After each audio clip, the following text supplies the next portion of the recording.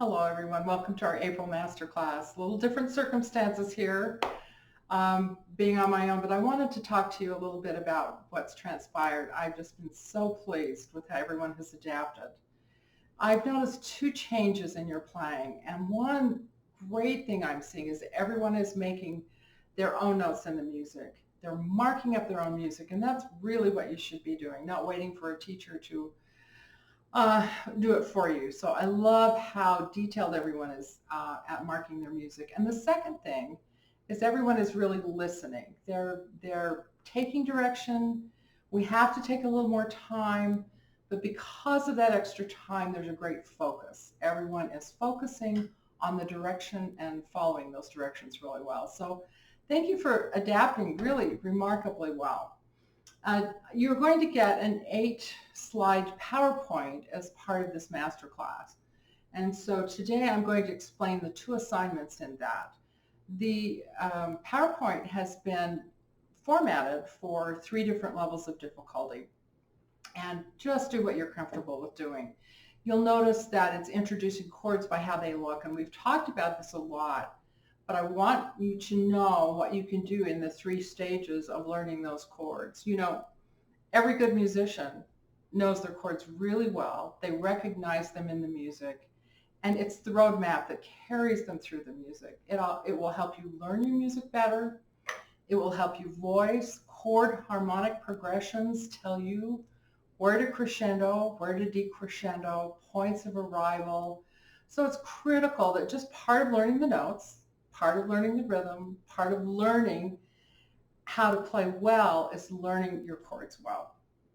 So you have a chart in that PowerPoint that shows you chords in group 1, 2, 3, and 4. Again, they are formatted according to how they look. Now on the chart, the first half of the chart are the major chords, and that's the only part you need to be concerned about. You don't need to worry about minor chords today or ignore those on the charts.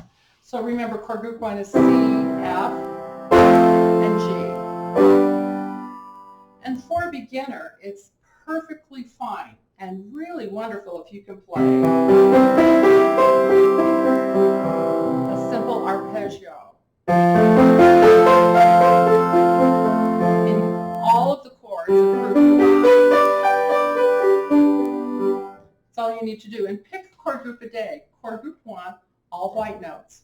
Chord group 2, white, black, white, D major, A major, and E major. And chord group 3 are those same 3 chords, all 3 notes a half step down. And chord group 4 are all of the notes have a different black, white, black construction. So B flat is B flat, B, D sharp, F sharp, and we have an enharmonic.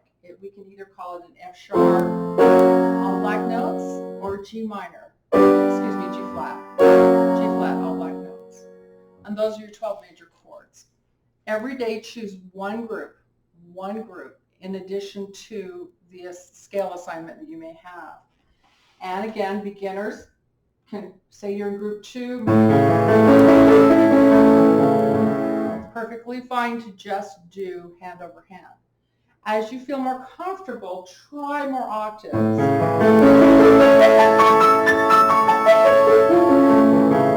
Hand over hand.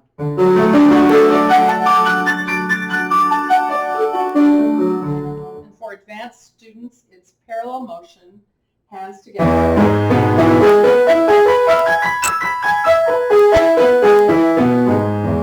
You want a crescendo to the top, decrescendo to the bottom. As you get more confident, in addition to shaping, pick up your tempos. So that's the first assignment, becoming comfortable with your chords in chord group 1, 2, 3, and 4, choosing a group today to practice at any of those 3 levels. The second assignment is kind of a fun one. Everywhere you go, people want you to play a simple song. They want to hear what you can play. So in addition to your regular repertoire, the music you may have memorized for a recital, which is always fun to share, and I always want you sharing that music. In your PowerPoint, you have a very simple happy birthday to you, and I want you to be identifying the chords. And this weekend, I'd like everyone to play and create their own version of Happy Birthday to You in any one of these 3 levels. So you can just play and memorize the score that I have on PowerPoint.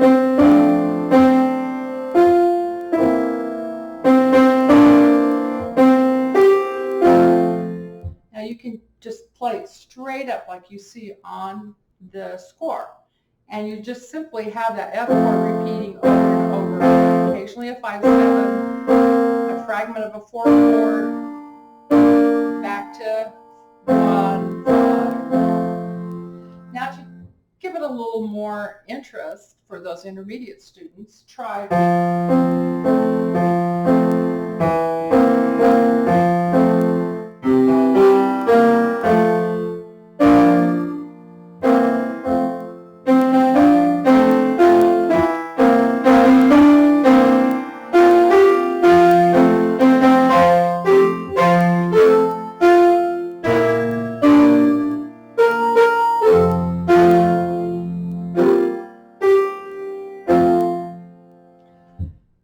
students can expand, do octaves, arpeggios, take it up.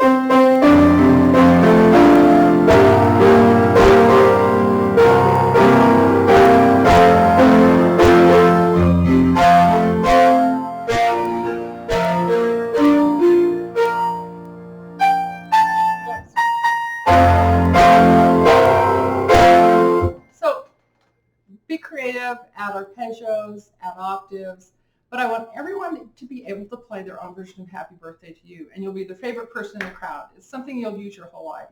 So try a simple, an intermediate, or an advanced version based on how comfortable you feel with the music. Now today I wanted to talk a little bit about technique in the music, and if we had a master class, we'd be demonstrating these techniques with students and their music. So without the music, without the students, I'm just going to play some of the selections that students are working on right now to demonstrate that. The lessons in the last few weeks, I've noticed a hesitancy in using enough wrist. And that's absolutely key in playing well. A wrist is where you end a sentence. You just don't have continual notes, but you need to breathe. You need to take a break in the line and the phrase. So let's talk about using the wrist, puppet on a string, to pull the sound off the keyboard and to end the phrase. What happens when you pull your wrist off is you're able to hear the bell tone, but you release the sound without harshness. We don't want staccato, but we want a natural breath and release. And what happens when you come up with the wrist? The last note will be a little bit softer, but you don't have to think about it because your wrist is doing that for you. It will cut off the sound and make a quarter note, maybe an eighth note. It's going to make that last note a little shorter. And it's going to prepare your hand to come into the next note, and the next note's going to have more tone quality. So the beginning of your phrase has more weight, and the end of the phrase as you lift off is lighter and releases with a breath. Here's a little Polonaise in G minor by Bach. Notice how as I release, it's like I'm inhaling. And Baroque is that sticky staccato.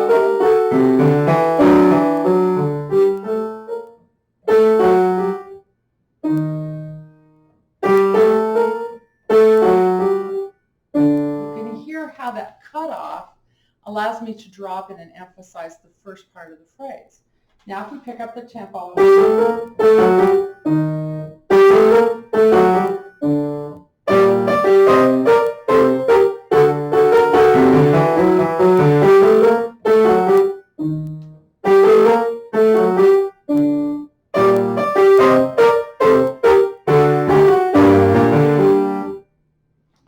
and it makes musical sense because your wrist is doing the work of phrasing.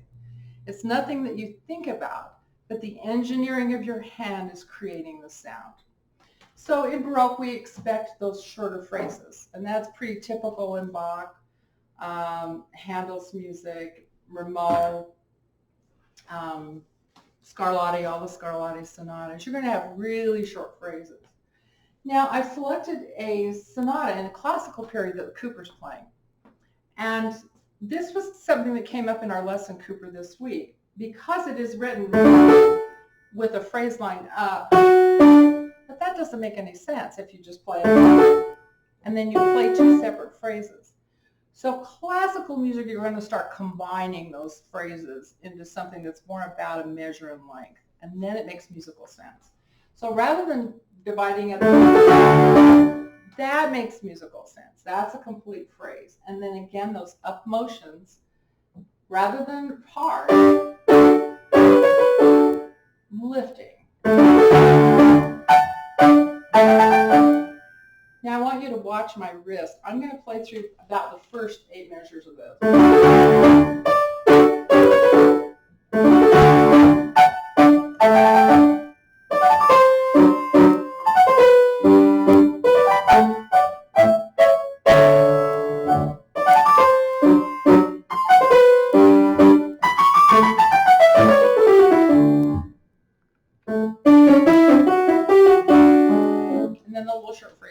Carry on into the next developmental section. You can hear how now your phrases are a little bit longer, but did you see how my wrists create the sound? It's not a matter of thinking staccato and even wrist and short. It's a harsh sound. More wrist gives it more life. More wrist gives it more tone quality. So that's a good example in the classical period that Cooper's working on right now. In the Romantic period, I selected a section of a ballade. Now you may see 2 or 3 or 4, half a dozen of those phrases connected to make more musical sense. And how do I phrase and how do I use my wrist in Romantic music? Well, first of all, you have to find the melody.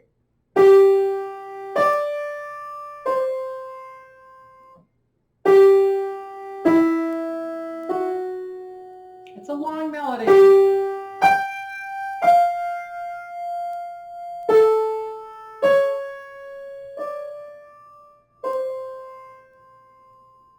So I find the skeleton of that melody, and then that's what determines what the phrase will be. Even though in this particular example, there are 3 or 4 little umbrellas that you would say, well, I've got to lift after the umbrella. No. In Chopin music, in Romantic music, if you have Mendelssohn, if you have late Beethoven, not early. Early Beethoven sounds like what I just played in Haydn. But later Beethoven, Mendelssohn, Schumann, Chopin, definitely Brahms, all of those composers, you're going to have a longer line. So you want to connect those phrases, but still use the wrist.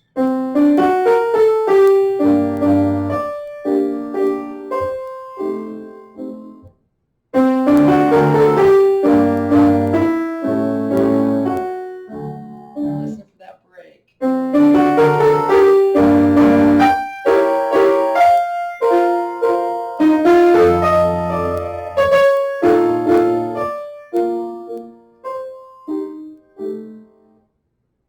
And the wrist creates the sound.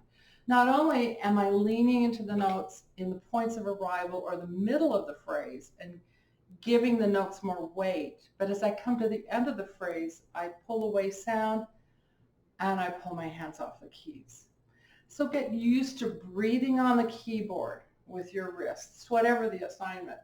Now here's a short assignment, a beautiful little valse in A major. And actually kind of goes in and out of the major. So what's the relative minor to A major? Remember how to find that? Just go down 3 half steps. So this is it goes into a relative minor a little bit. You have F minor and A flat major in this particular little waltz by Debussy. He loved dance music. He composed a lot of dance music. You will hear the same technique applied now to contemporary music. Interestingly enough, contemporary music goes back to the short phrasing of the Baroque. We've talked about the Bach Baroque, the Haydn Classical, and the Chopin Romantic. And now the contemporary has gone back in phrasing a little bit, and we have short phrases.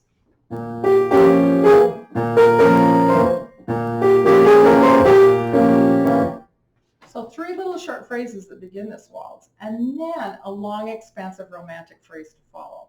So a little combination of both, but it's not unlike contemporary music to now shorten those phrases a little bit. It's a little more rhythmic, and that you know that rhythm is kind of really the key. It's the baseline for all of contemporary music, is that rhythmic pulse. So now short phrases combined with long phrases, but watch the wrist.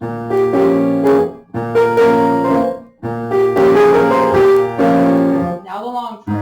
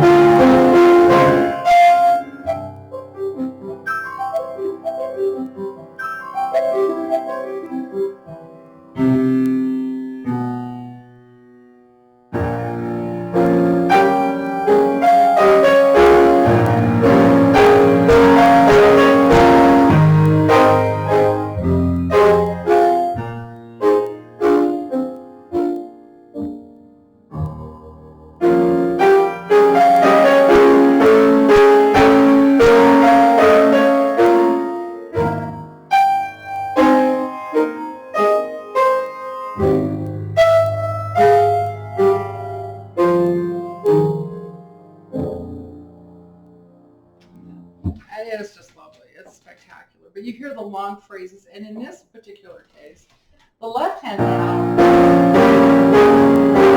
pull off. The left hand did the phrasing for us in that middle section. Look through your music and find the phrases in your assignments this week. If it's a Baroque assignment, they're going to be very short.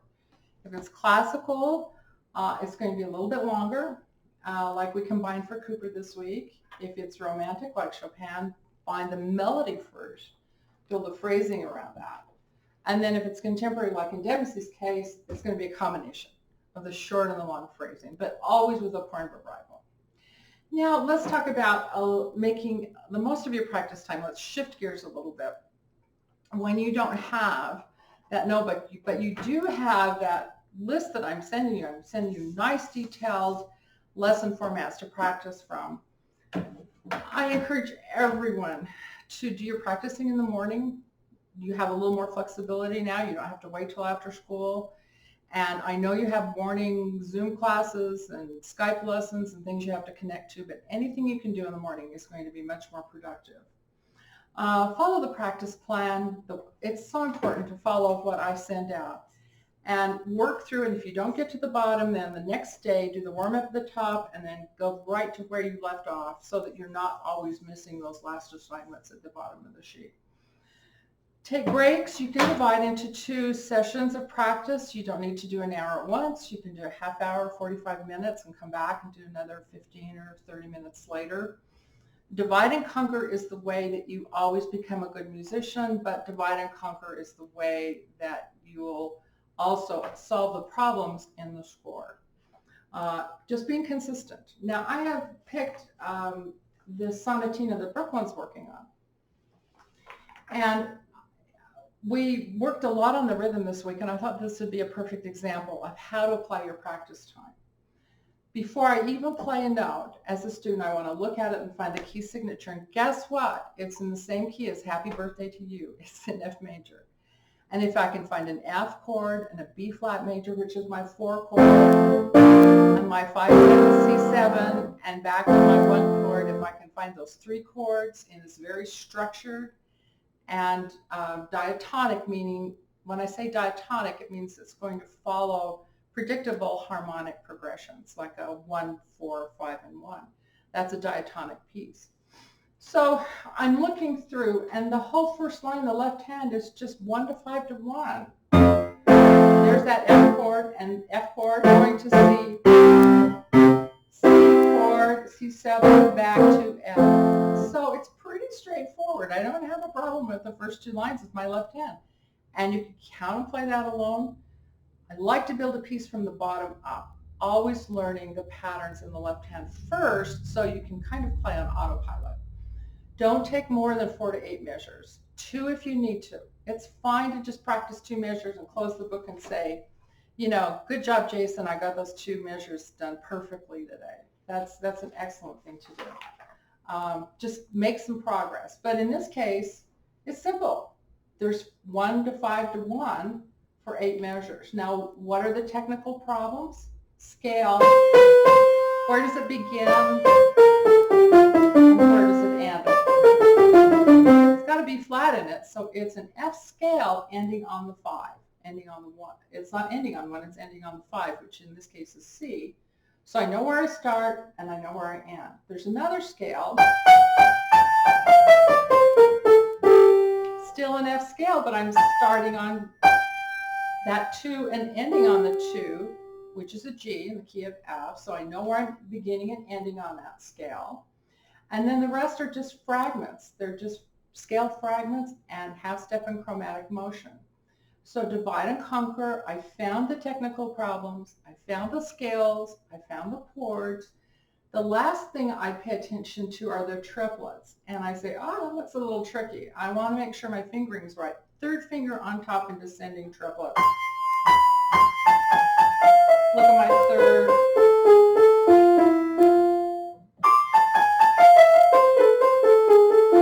And how easy my wrist moves so I can go faster. Try pattern.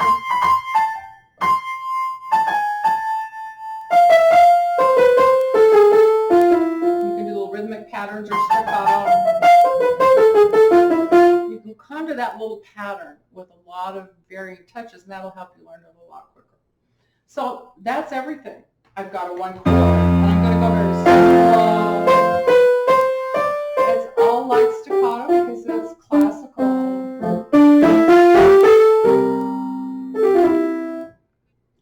Play the rest. Make sure you take that time. There's my second scale, G to G. And roll my hand down.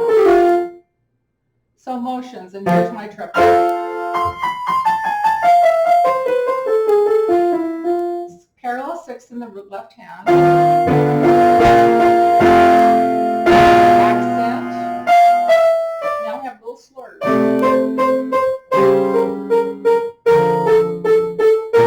First note is heavy.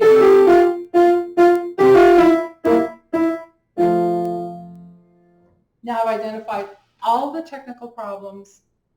I've identified the harmonic progression. I've identified the fingering issues. And I drill, I go slow, I take things in repetition. How many repetitions? At least 5 left, at least 5 right, then 5 together. I would say if it's not getting better, shorten the section to 4 measures. And I had a professor that said if you're not doing it 50 times a day to find improvement, then it's your fault. She didn't expect it to get better until you'd had at least 50 run-throughs.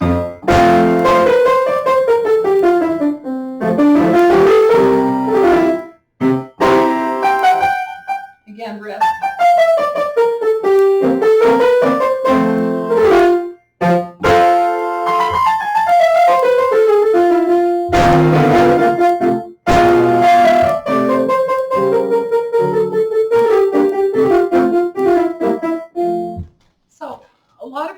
Issues in just about a dozen measures, but if you find them, isolate them, practice them individually, your piece is going to be so much easier to learn. Next month we're going to continue on with shaping to points of arrival, but I wanted to start with the wrist motion, that pulling the sound off with the wrist first. Think puppet on a string.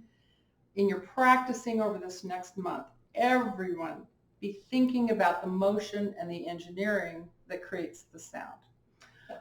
Just by way of announcement, our private lessons in May will be the first 3 weeks of May, and then you'll have a master class similar to this. So enjoy that PowerPoint. It's kind of fun. Enjoy creating your own happy birthday to you. Practice smart and love your music. There's such a void and such a need right now for joy in your homes, and you'll bring joy with that music. So have a great week, everyone. Have a nice weekend, and I'll be excited to hear your very own mastered versions of Happy Birthday to You. We'll see you next week. Take care. Bye-bye.